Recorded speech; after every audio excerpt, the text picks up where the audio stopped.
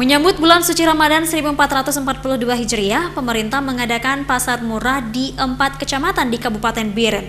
Pasar murah ini akan digelar selama 4 hari di 4 tempat berbeda.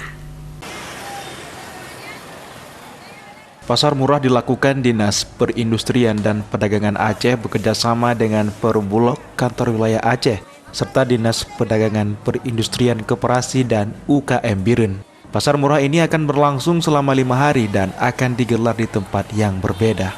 Pengawas Pasar Murah Provinsi Aceh, Sumainuddin, mengatakan pasar murah ini dilaksanakan serentak di seluruh Aceh serta menerapkan protokol kesehatan. Setiap warga membeli barang kebutuhan harus memakai masker, antri, dan menjaga jarak.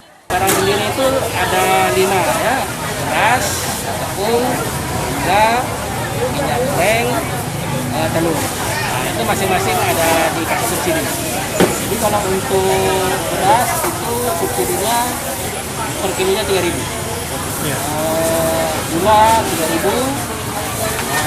minyak goreng juga 3.000,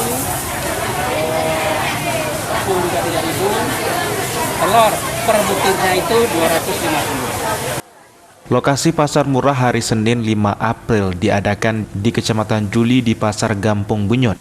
Pada Selasa 6 April di kantor Camat Jenip, pada 7 April di kantor Camat Pesangan, dan hari Kamis 8 April di sebelah barat pendopo Bupati Biren.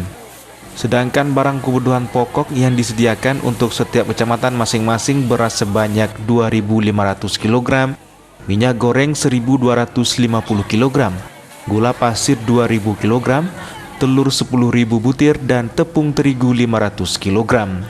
Dalam proses pembelian barang pokok, setiap warga harus antri dan menemui petugas untuk pemesanan dan membayar barang yang dibeli. Kemudian baru menemui petugas lainnya untuk mengambil barang.